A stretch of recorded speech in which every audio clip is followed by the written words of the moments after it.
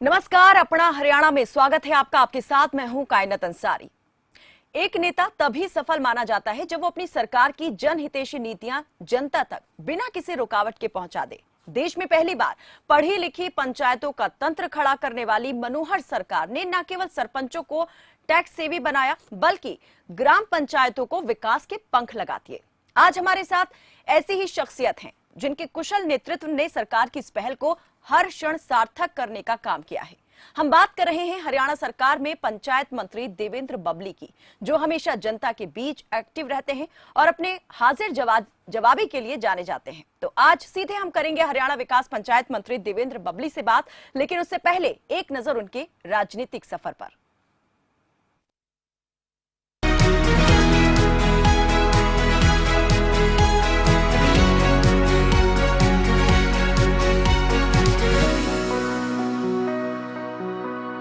तेज तर्रार तेवर और action mode में रहने वाले हरियाणा के पंचायत मंत्री देवेंद्र बबली का राजनीतिक सफर बड़ा ही दिलचस्प है। सामाजिक कार्यकर्ता से राजनेता और राजनेता से मंत्री बनने तक का उनका सफर चुनौतीपूर्ण रहा। सामाजिक कार्यों के जरिए बबली ने जनता में अपनी पैठ बनाई। चलिए जानते हैं देवेंद्र बबली के राजनीतिक जीवन के बारे में। सामाजिक कार्यकर्ता के रूप में राजनीतिक पारी की शुरुआत की। साल 2019 में उन्होंने टोहाना विधानसभा से जीत हासिल की।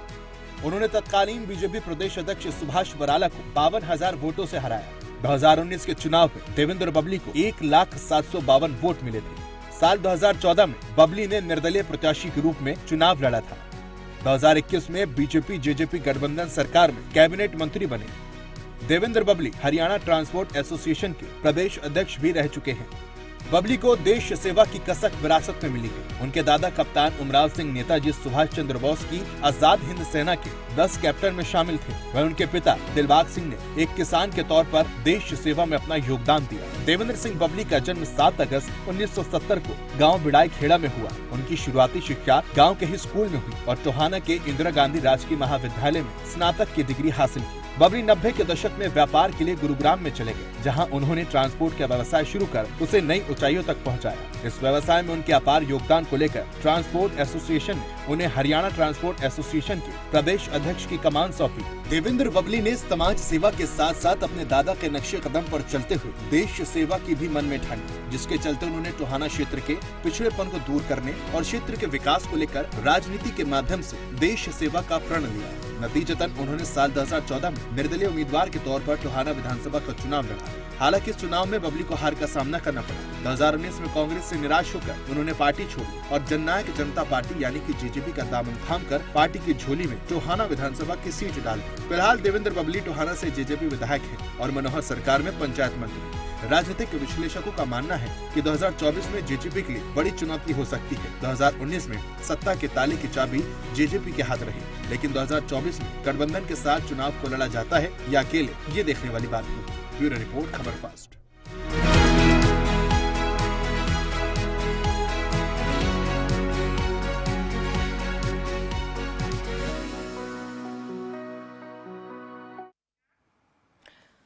तो हरियाणा विकास पंचायत मंत्री देवेंद्र बबली आज एक जाना पहचाना नाम है। लोगों के बीच उनकी अच्छी पकड़ है और खास तौर पर ग्राम पंचायतों को जिस तरह से वो आगे बढ़ा रहे हैं, उनके विकास के लिए काम कर रहे हैं, वो यकीनन एक सराहनीय कदम है, सराहनीय काम है। चलिए सीधा हम रुख करेंगे हमारे साथ जुड़े हुए मेहमान और हरियाणा विकास पंचायत मंत्री देवेंद्र सिंह बबली जी का। सर, बहुत बहुत स्वागत है आपका खबर फास्ट पर। धन्यवाद जी। देवेंद्र जी, सबसे पहले शुरुआत आपके राजनीतिक सफर से ही हम यहाँ करना चाहेंगे। एक सामाजिक कार्यकर्ता के तौर पर आपने जन सेवा की शुरुआत की, एक राजनीतिज्ञ बनने तक का सफर कितना यहाँ पर उतार चढ़ाव भरा रहा, कैसा अनुभव रहा आपका? देखिएगा, जो समाज सेवा की आप बात कर रहे हैं वो तो मैं उस परमात्मा का शुक्रिया अदा करूंगा कि मुझे अपने परिवार से विरासत में मिली जी। हमारे देश सेवा में हमारे दादा साहब कैप्टन उमराव सिंह जी ने नेताजी सुभाष चंद्र बोस जी के साथ मिलकर इस देश की आजादी की लड़ाई मजबूती से लड़ी। किसान होने के नाते मेरा पिताजी ने हमारे दादा साहब से जो उनको आगे संस्कार मिले, शिक्षा मिली, हमें दिया। और हमें एक किसान अपने बच्चों को बड़ी मेहनत की कमाई से बड़ा करता है, पालता पोसता है, पढ़ाता लिखाता है। साथ में व्यापार में भाग्य आजमाए, वहां भी परमात्मा का आशीर्वाद मिला और पारिवारिक परंपरा को बढ़ाते बढ़ाते लोगों की एक उम्मीद जगी। उन्होंने ही मुझे टोहाना विधानसभा से चुनाव में उतारा एज ए इंडिपेंडेंट कैंडिडेट के रूप में।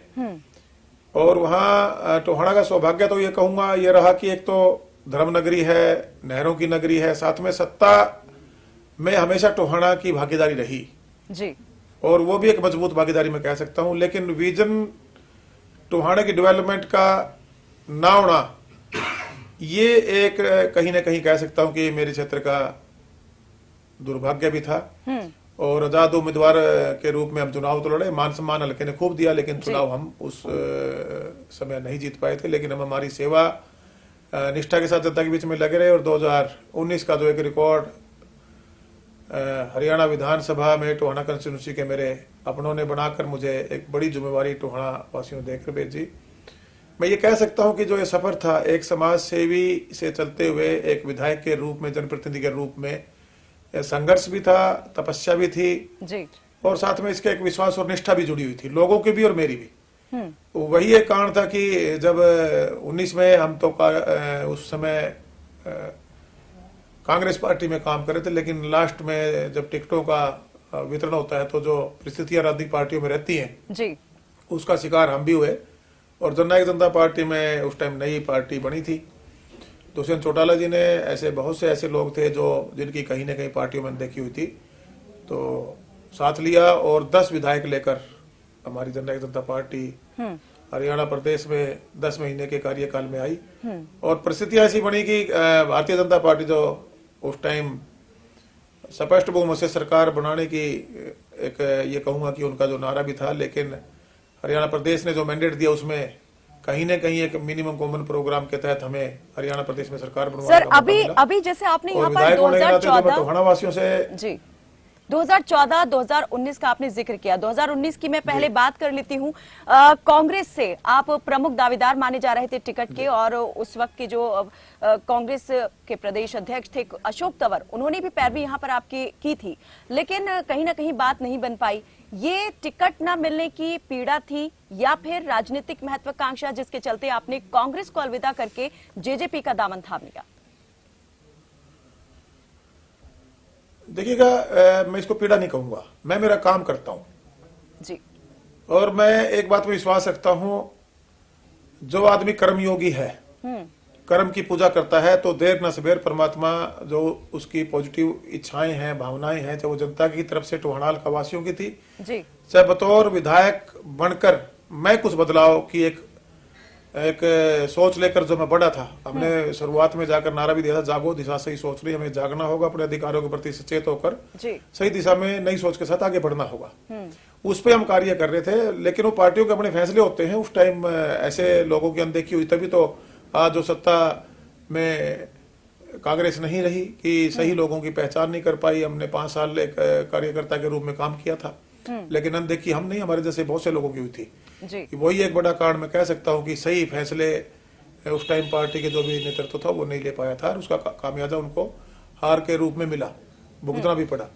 और आज टोहाना में भी हम एक बदलाव लेकर आए जी, एक मान सम्मान की राजनीति में कह सकता हूं। लोगों को एक भय वहां टोहाना में था, एक दबाव की राजनीति कहीं ना कहीं, चाहे मेरे से पहले वाले लोगों को जब जनता ने मौका दिया, बड़ी गरीबी से उन्होंने वोट मांगकर बड़े मुश्किल से कई चुनाव हारने के बाद मौका मिला था। उससे पहले वाले लोग सत्तासीन थे, वो तो पूरा प्रदेश भी जानता है और बहुत से हमारे टोहाना के लोग भी जानते हैं। वो तो कभी देश के भी नहीं हुए, ना वो टोहाना के हो पाए, ना वो देश के हुए, और ना वो जिस पार्टी में था उसके भी नहीं हुए थे। वो तो गद्दारी उन्होंने हर जगह की हुई है, वो तो उनके सोच और स्वभाव में थी। इसीलिए आज कहीं ना कहीं अगर कहीं टोहाना पिछड़ा हुआ रहा तो उसमें बड़ा कारण वो लोग रहे, और हमने उसको एक, मैं कह रहा हूं कि बदलाव किया। मान सम्मान की राजनीति, भय मुक्त राजनीति, बहन बेटियां सुरक्षित हो, हमारे व्यापारी सुरक्षित हो, खुल के व्यापार करे, दबाव में, डर में, भय में व्यापार न करे, और जो मूलभूत सुविधाएं हैं, जो मेरे लोगों का हक था, मेरे टोहाना हल्का वासियों का, उसकी लड़ाई हमने पहले दिन से बतौर विधायक बनते लड़नी शुरू की। समाज सेवी के नाते जो पहले हम कर पा रहे थे, आज भी हम उसमें लगे हुए हैं। जी, आपने बिना नाम लिए ये कहा कि उन लोगों ने लगातार टोहाना की अनदेखी की और विकास की रेस में कहीं ना कहीं टोहाना उन लोगों के कारण जो है वो पिछड़ गया है।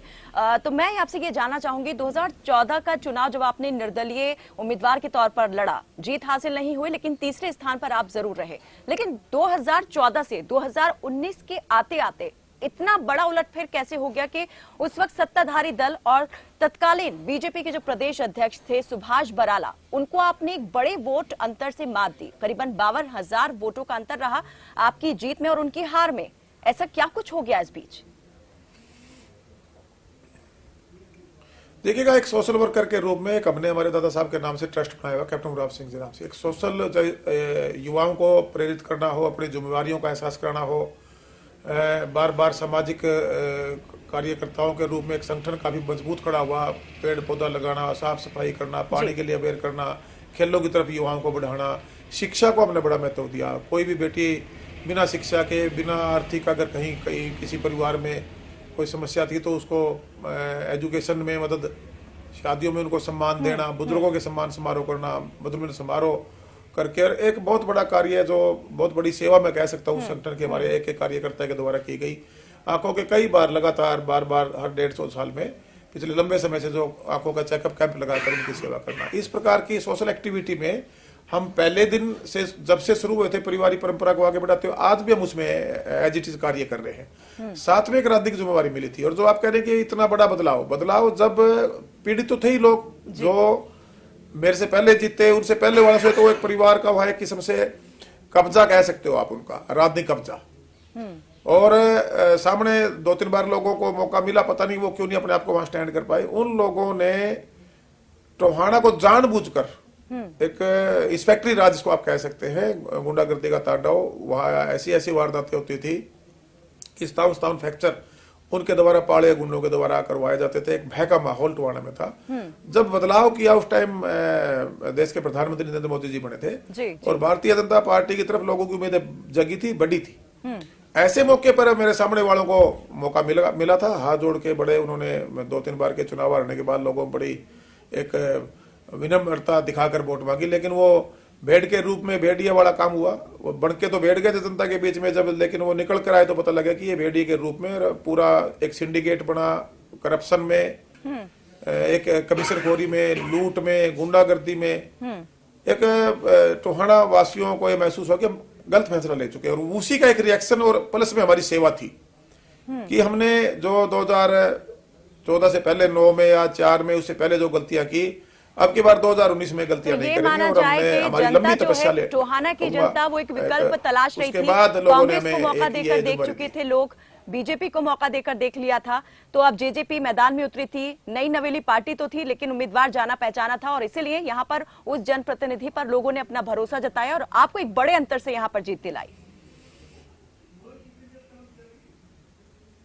जी, लोगों का एक विश्वास बना, और हमने एक ये कह सकता हूँ लंबी तपस्या कह सकता हूँ, एक अग्नि परीक्षा मेरे अलकावासी ने मेरी ली, और उसके साथ फिर एक बहुत बड़ा इनाम के रूप में मुझे मजबूत आशीर्वाद देकर टोहाना के जनप्रतिनिधि के रूप में मुझे विधानसभा में कार्य किया, और टोहाना आगे बढ़ाया हमने।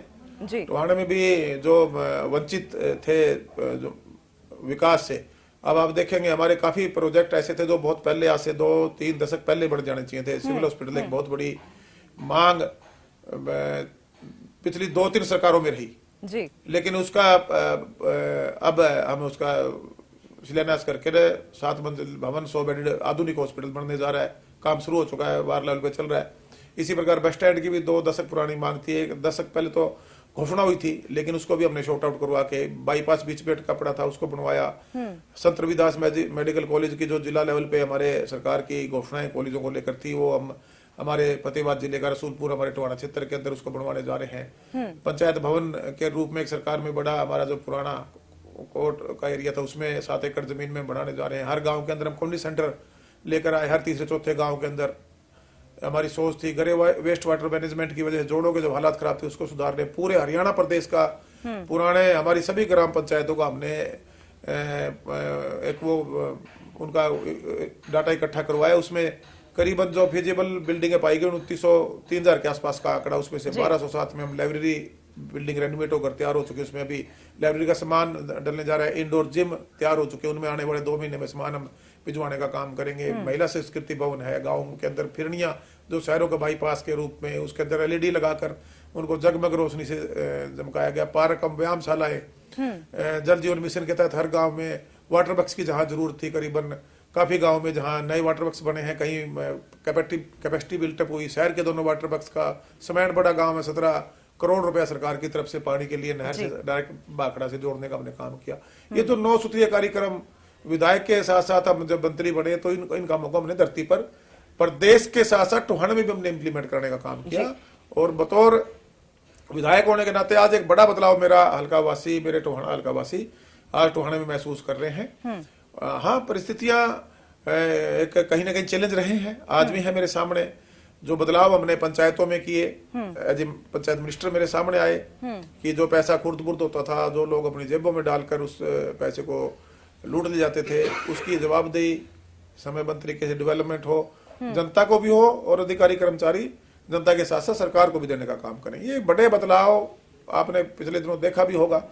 हमने एक ऐसे जो एक प्लांटेड कह सकता हूं, जो लोग प्लांट किया हुआ एक विरोध का भी हमें सामना करना पड़ा था, लेकिन उसमें आम जनता को ये महसूस हो चुका है आज कि आज अगर देवेंद्र सिंह बबली कोई लड़ाई लड़ रहा है या हरियाणा सरकार में कोई बदलाव हम कर पाए तो एक मजबूत सोच के साथ हम आगे बढ़े, ईमानदारी से आगे बढ़े, निष्ठा से आगे बढ़े। और आज एक बड़ा बदलाव मैं कह सकता हूं हरियाणा सरकार ने प्रदेश में पंचायतों में करने का काम किया, जिससे आने वाले समय में जो पंचायतों में पॉलिटिकल लोगों के द्वारा स्टेजों पर भाषण शहरीकरण के थे वो हकीकत में बदलने का काम। बिल्कुल सर, मैं यही सवाल आपसे करना चाह रही थी, यही अब मैं आ रही थी इसी तरफ ही कि गठबंधन सरकार व्यवस्था में परिवर्तन कर जो है गांव के शहरी गांव की जो पूरी तस्वीर है वो यहाँ पर इस कार्यक्रम के चलने से बदल गई है। तो अपने इस उद्देश्य को पूरा करने के लिए, प्राप्त करने के लिए और क्या कुछ जो है कदम उठाए जा रहे हैं सरकार की ओर से? अभी आपने कई चीजें यहाँ पर बताई हैं, गिनाई हैं, लेकिन उसके अलावा क्या कुछ खाका आपकी ओर से तैयार किया गया है?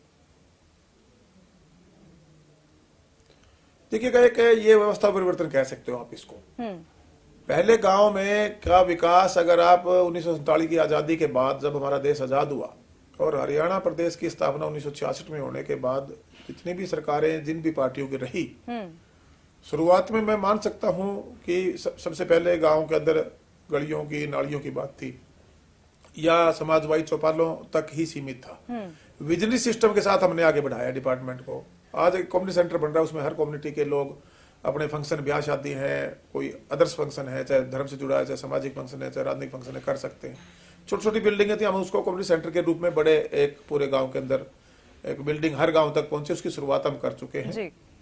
और इसी प्रकार मैंने आपको बताया कि जो जोड़ों के हालात थे किसी भी सरकार ने सुध नहीं ली थी। आज ग्रे वाटर वेस्ट मैनेजमेंट के माध्यम से पॉन्ड अथॉरिटी के साथ, इरिगेशन 2-3 अलायंस डिपार्टमेंटों के साथ पूरे के पूरे हमने 19,000 में से 18,000 समथिंग कुछ जोड़ है जो हमारे गांव में है, उनमें से 11,800 पोल्यूटेड है।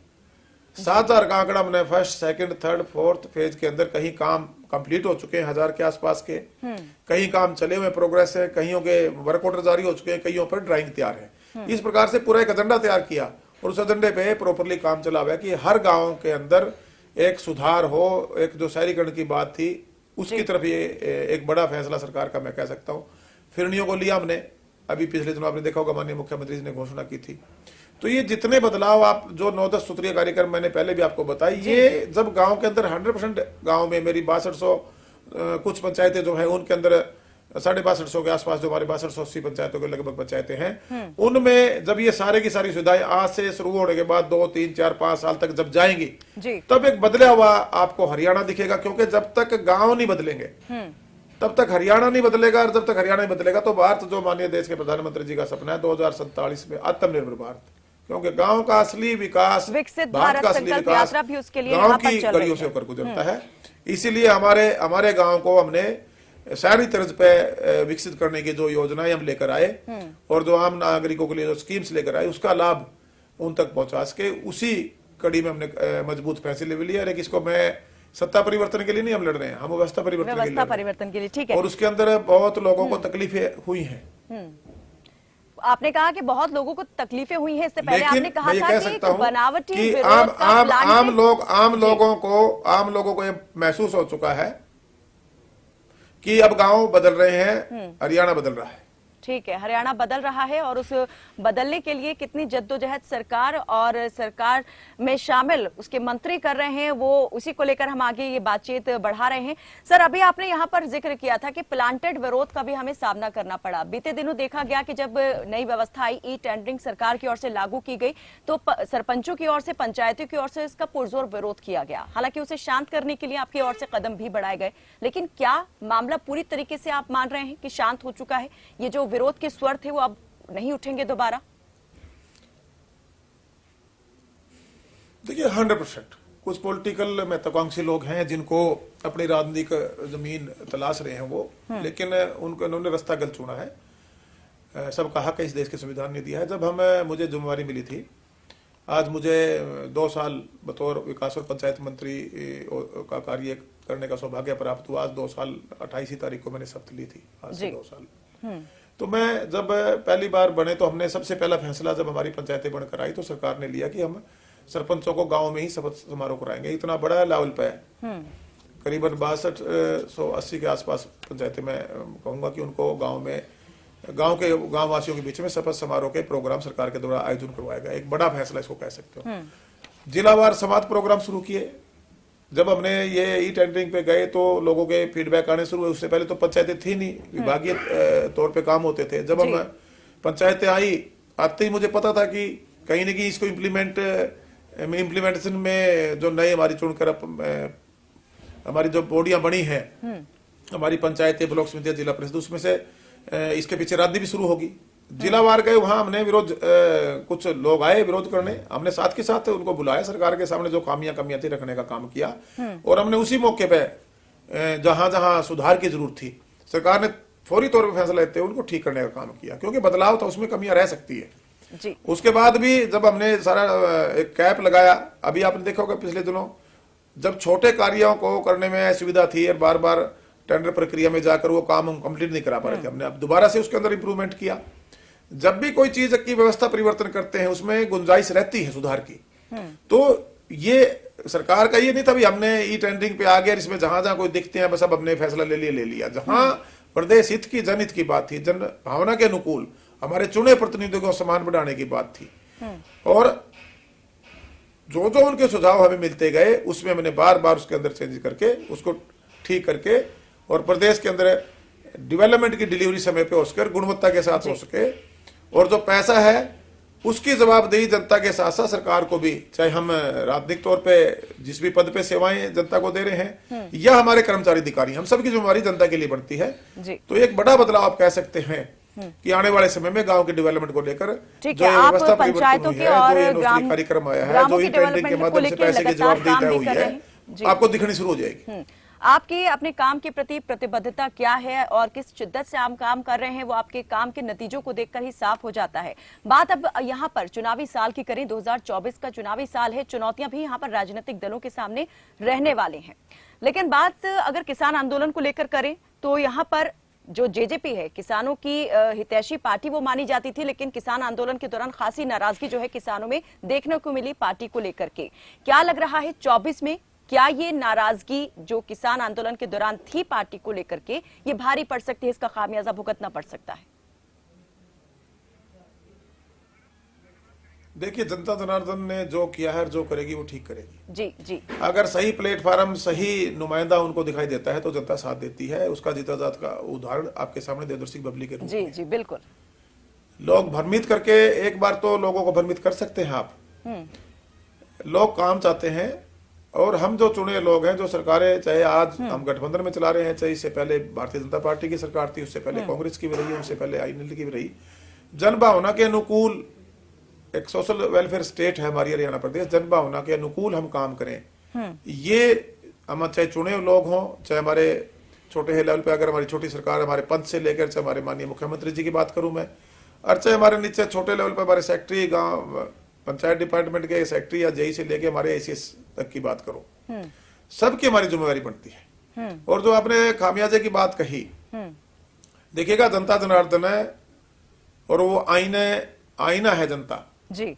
आज गठबंधन की सरकार में जो मिनिमम कॉमन प्रोग्राम लेकर हम गए थे, हमने उन कामों पर पुरजोर ताकत लगाकर उनको डिलीवर करने का प्रयास किया। कोविड भी आया, किसान आंदोलन भी रहा। अगर सही मायने में देखें तो हमें काम करने का मौका अभी भी हमारी विधानसभा को अक्टूबर में है, करीबन 10 महीने बाकी हैं चुनाव को। पार्लियामेंट तो बिल्कुल सिर पे ही है, अप्रैल और मई में आई जाना है। बिल्कुल ये सवाल मैं आपसे पूछने ही वाली थी। लेकिन जितना समय हमें मिला, हमने एक बड़े कदम, बड़े फैसलों की तरफ हमने कदम बढ़ाए हैं। जी, 24 में पहले लोकसभा चुनाव होना है और उसके बाद हरियाणा में विधानसभा का चुनाव है। आपकी चुनावी योजना क्या है? लोकसभा चुनाव लड़ने वाले हैं या फिर विधानसभा का चुनाव, और किसके टिकट पर होगा? देखिए, मैं मेरे टोहाना के लोगों के बीच में जब मैं एक सोशल वर्कर के रूप में काम कर रहा था, तो मैंने जब लोगों ने मेरा मन बढ़ाया चुनाव में मुझे लड़ाने के लिए, तो मैंने आप आज से अगर 2014 से भी पहले, अगर 2009 की मैं बात करूं, 9 के बाद जब मैं सोशल वर्कर के रूप में काम करते करते जब 2014 है, 2 साल पहले लोगों ने मुझे इसलिए तैयार कर लिया था कि आपको चुनाव में उतरना है, और हमने पहले दिन घोषणा कर दी कि मैं इंडिपेंडेंट चुनाव लड़ूंगा। जी, मैं इंडिपेंडेंट चुनाव लड़ा। हो सकता है कोई पार्टी का मैं प्रयास करता, मुझे टिकट मिल सकती थी, लेकिन मैं जनता के बीच में, जनता से बड़ी टिकट कोई नहीं है। जनता जनार्दन जब साथ खड़ी हो जाती है तो पार्टियां भी अपने आप साथ आपका देती है, और उनको भी अच्छे लोगों की, हर पार्टी में अच्छे लोगों की आज भी जरूरत है। हम आजाद लड़े, जब आजाद लड़े थे तो मैंने वादा कर लिया था जनता से, मैं 3 चुनाव टोहाना से लड़ूंगा,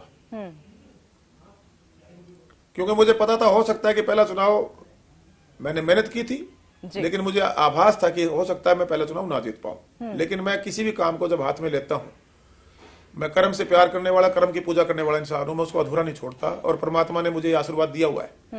दूसरे चुनाव हम जीत कर आए, कोविड आया, आंदोलन आया, 5 साल अगर प्रॉपरली आज जो मुझे समय मिला 2 साल पहले, ये शुरू से मिल जाता, कोविड ना होता तो हो सकता हम प्रदेश में बहुत कुछ और अच्छे से भी कर सकते थे, अच्छे से किया भी है। जी, आज भी जो काम हमने शुरू कराए हैं, तीसरा चुनाव मेरी टोहाना की जनता का आदेश मुझे टोहाना से रहेगा, उनके आशीर्वाद से हम टोहाना से ही चुनाव में उतरेंगे, और जनता ये जो काम मैंने शुरू किए हैं, मेरा ये मानना है कि वो मेरे हाथों से उनको पूरा करवाना चाहते हैं।